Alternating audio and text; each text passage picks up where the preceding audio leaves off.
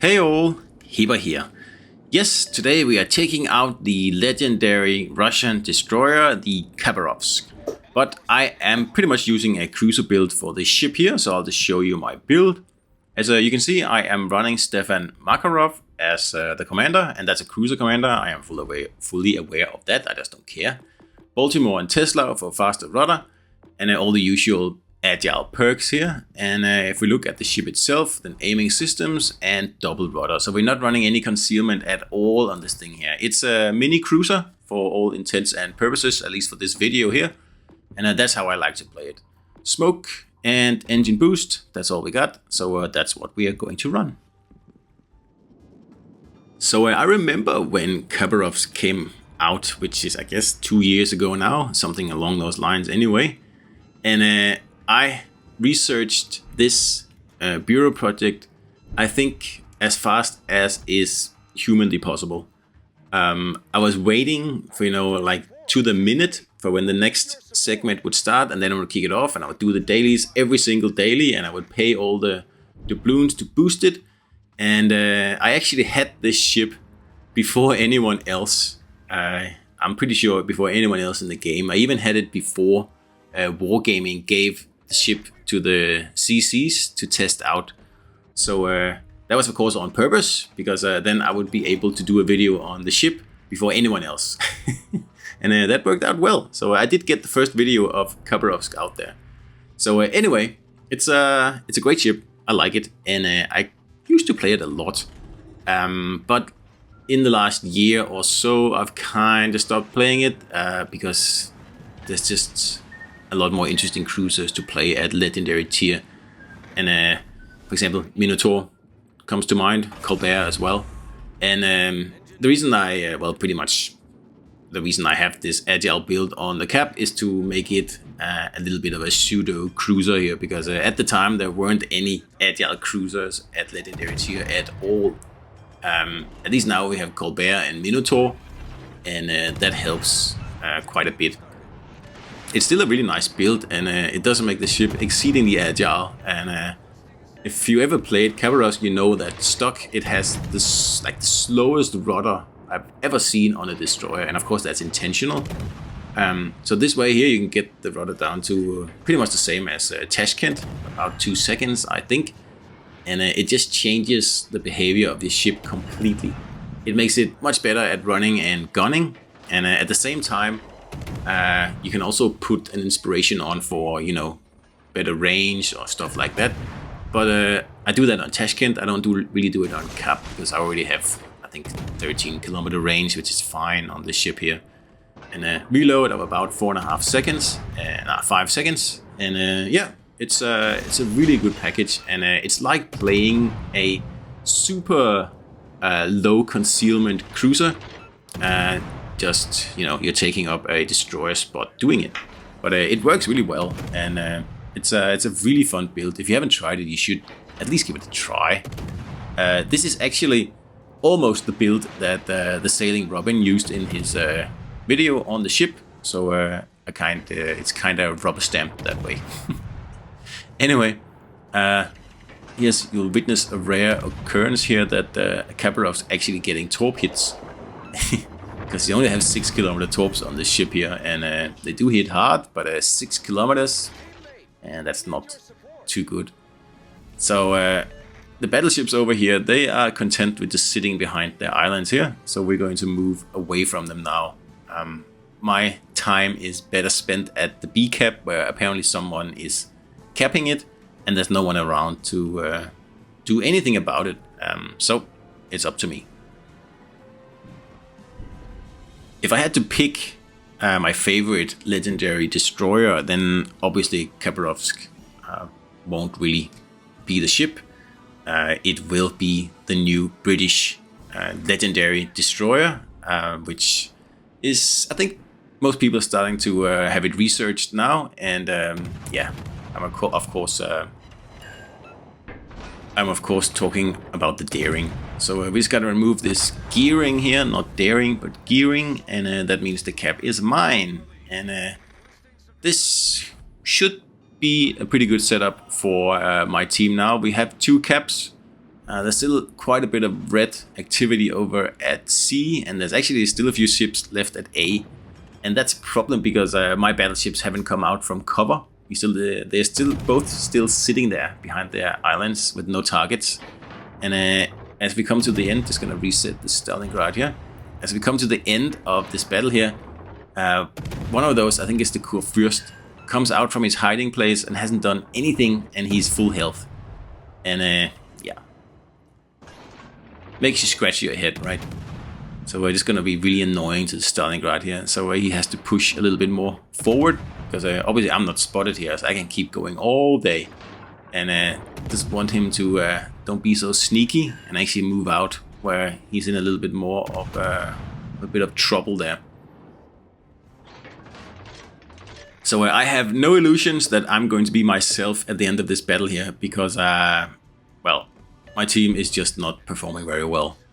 And that's also why I have gone very aggressively for caps, just as you can tell here, because like the battleships I started with, the one right there, the Kurfürst, that's asking for intelligence data. Well, he's not getting it, because I'm done over there, because the Reds, I'm just waiting for them to grab the C cap, and then hopefully they'll leave that area. That means I can go in there and grab that cap. And in the meantime, hopefully, because we have these two caps here, we should have enough points that we should be able to win here. Simply by just, you know, grabbing that C cap as soon as they leave, because it looks like they're going to, you know, go in a little bit of a threesome there. 3 of them, or 4 of them. There's 4 left. Oh, 3 left. My bad. That was the Shimmer. Of course, it wasn't the Kurfürst, because he's still sitting there, and he's been sitting there the whole game. If you notice, we're halfway through the game now, and he's not gonna move until he actually gets flanked by the red ones. Yeah. So the Shimmer looks like he's spotted, and yeah, there he goes. And here in a minute you'll see the classic battleship move, where, you know, a battleship like this Kurfürst here, who's been sitting in the same spot the whole game, hasn't contributed anything at all. And then once, which is inevitable, and they get flanked and they actually realize, oh, there's enemies coming from somewhere, that's when they panic. Like, oh, I need intelligence data and this and that. And, well, I'm sorry, Bob, but you're not getting anything, because backing you up is a losing strategy, and I'm just not going to do it. I am instead going to leave you to your death, and then I am going to go back and cap the C cap. Because like a player like that, you cannot trust. He clearly doesn't really grasp Legendary Tier and how to play efficiently here. And he's better off, well, I'm better off just using him as bait to get the Reds away from the C cap, so I can get in there and grab the cap, and perhaps, if I'm lucky, get in a kill or 2. But as it is now, that guy in the battleship is totally untrustworthy and unpredictable. It's more like that's the problem. He's unpredictable. He's not going to play the way I expect him, or the way that he should play. He's going to do something silly, and that's going to be the end of both of us. So too bad. I mean, if you don't, you know, if you're not a team player, I'm almost saying here, then don't expect anything in return. And of course, like I assumed, he's gonna go for the ram, and which in this situation here makes absolutely no sense. It's pretty much the worst thing you can possibly do here. He should either just stay in his spot, or reverse, or just stay alive for as long as possible, because we are going to win on points here. And that's all we need to do. So the longer he can stay alive, the better. And ramming, yeah, he may take out a ship, perhaps, maybe not. But it would be better just to save his hit points and, you know, try to be a team player for, you know, most of the game. So soon it's going to be myself here versus 3 ships. And because I have been collecting my caps very that's pretty much what I've been doing, other than spotting as well, the whole game here. If I grab this cap here, you see the Reds are starting to take the A cap. That means that I will still be ahead on points, even if they also take the B cap. Now, I don't expect them to be able to grab the C cap in 5 minutes. I don't think that's possible because they're quite far away now, and there's one ship at A and 2 of them are just north of B. So if I take this cap here, I'm going to keep earning tickets on this cap. And if I'm lucky, I might be able to reset them on the B cap, but I won't be able to take it from them. There's still a Stalingrad left, who obviously has a radar. It's just a little bit of a problem. So we got to make sure we take this cap here. That's absolutely paramount to winning this battle here. Because I'm going to have to be very lucky to get rid of 3 ships in 4 minutes. So the only way to win this battle here is on points. And that's what I'm trying to do here. It's fairly simple. So all we got to do is grab this cap here, and you can see they're finished with the A cap already. Now they're beginning on the B cap. And there's 4 minutes left, and I'm only about 300 points ahead. So I am a little bit worried here, and I decide, okay, I might actually have to see if I can't reset at least like someone here at the B cap at least once.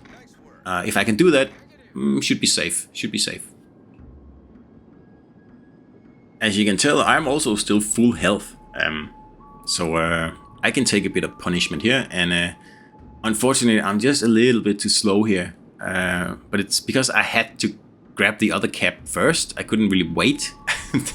Well, I couldn't leave that cap. I had to take it. So unfortunately, that means I won't be able to reset anyone here. It would be nice, but so I think the Stalingrad must be telling the others where I am, because people are blind firing the water here around me. So 350 points ahead now with 3 minutes left, and I still don't think that's enough. So I just got a few torps in at the Polo in there, and then I'm expecting the Stalingrad to come around the corner at any moment. And that's just what I'm waiting for here. So I'm going to set up my smoke screen so it's ready if I have to disappear, which I assume I will have to. So just setting up, the scene. So there's the radar. So the Stalingrad is at least 12.7 kilometers from me. And I dodged all the torpedoes there. That was terrible. So let's pop that speed boost on, and there he is. Like, all I need is a fire on the Stalingrad here, and then we're sweet. So then I'm gonna get an amount of tickets for sinking this ship here, and the victory is pretty much assured. So this last salvo here, I do get my fire, and that's all I need. And I'm going to withdraw now and just see if I can't annoy this Kurfürst here a little bit. Like I said, I still have plenty of hit points left. And this is an agile build, and yeah, why not? But it's getting a little hot now, and there goes Stalingrad, and that means that we pretty much won here. So I'm just going to play it safe now, stay 13 plus kilometers away from this Kurfürst here, and then go dark. So that's it. So the Polo is going to come out of here at any minute, but I am... Like, my concealment is 7.3, but I am more than 8 kilometers from this guy, so he won't be able to spot me. And none of these guys will ever be able to catch me, because I go 40 knots and they go 30 something at the most, 31 or something maybe. And they've lost. It's very, very simple. So 6 kilometer torps on Khabarovsk is like, it's a problem. I don't like that. Tashkent has 8 kilometers, and I think that's better. I think 6 is like handicapping this ship here more than it really needs to be, because I just think it's too short. It's too short. I don't know what are you gonna do at legendary tier with 6 kilometer torpedoes. It's the same as the French Kleber. I mean, that's a slightly more powerful ship, I think, but I still think it got hit really hard with the nerve hammer, getting those 6 kilometer torps as well. I don't think that's fair. But anyway. Like I said, I'm just thinking, do I get a torp hit here? Just nudging me over 100,000 damage. 2 solo caps, 3 kills, and a bunch of other stuff. But it doesn't look like I'm going to get any, which is unfortunate. It would be nice to just get that damage there, just over 100. And I shot them a little bit prematurely, but like I said before, I didn't want to get like go out of concealment just to get a torp hit, because I could lose them. But now the time is out, and at this distance here, I have nothing to fear from this Polo here. He's not even able to turn his guns in time. So that's it. And that was the Agile Khabarovsk, showing you how it's done. And this is with a Makarov build and, 2.5 second rudder, I believe, and 40 something knots. So hope you enjoyed it, and see you out there.